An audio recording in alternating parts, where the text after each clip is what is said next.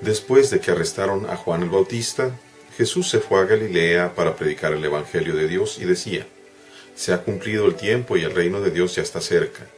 Conviértanse y crean en el Evangelio. Caminaba Jesús por la orilla del lago de Galilea, cuando vio a Simón y a su hermano Andrés, echando las redes en el lago, pues eran pescadores. Jesús les dijo: síganme y haré de ustedes pescadores de hombres. Inmediatamente dejaron las redes y lo siguieron.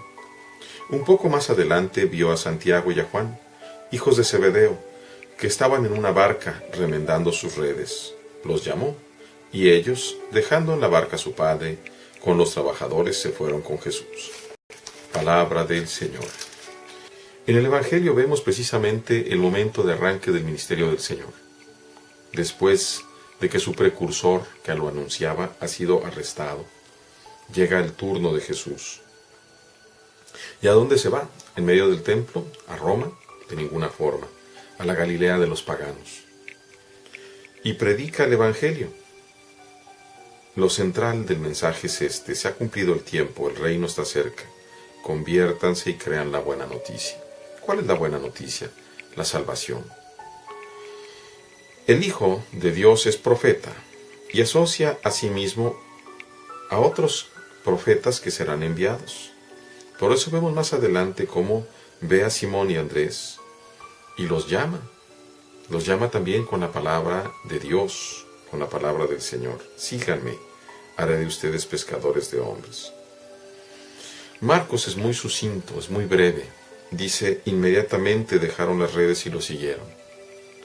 Más adelante, con Santiago y Juan, los llamó y dice: ellos, dejando en la barca a su padre, se fueron con Jesús. Es interesante cómo en una narración tan breve logra englobar lo que es la vocación. Y el contraste con el Antiguo Testamento de Jonás, como aquel que es llamado por Dios no le puede decir que no a Dios. Es una locura decirle que no a Dios. Si Dios insiste, no hay manera de que lo podamos evitar.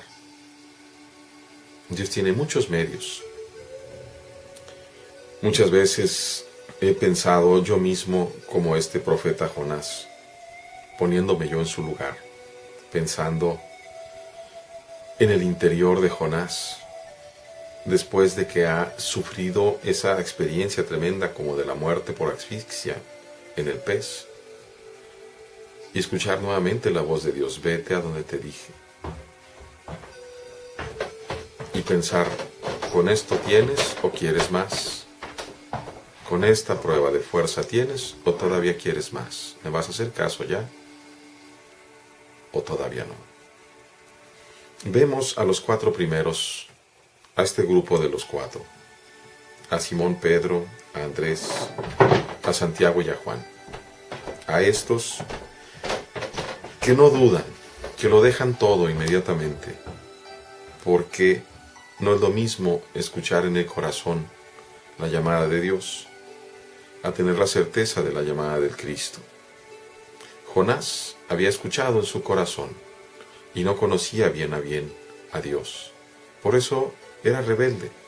Sin embargo, Pedro, por ejemplo, que era un hombre recio, fuerte, Santiago y Juan, que eran los hijos del trueno, también de carácter muy fuerte, no se resisten. Inmediatamente escuchan la voz y dejan todo, aún a la familia, aún al mismo padre, que era la persona más amada o debía ser la persona más amada.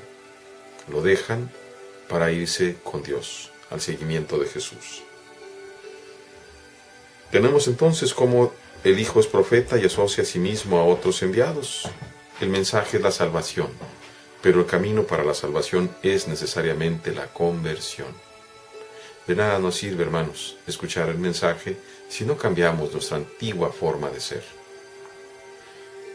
Pidámosle a Dios humildemente que hoy, a partir de este nuevo llamado que Dios nos hace, podamos ir siguiendo sus pasos, los pasos de Cristo, y permitirle al Espíritu Santo que transforme nuestra vida, nuestros hechos, en verdaderos actos de hijos de Dios. Dios les bendiga, hermanos.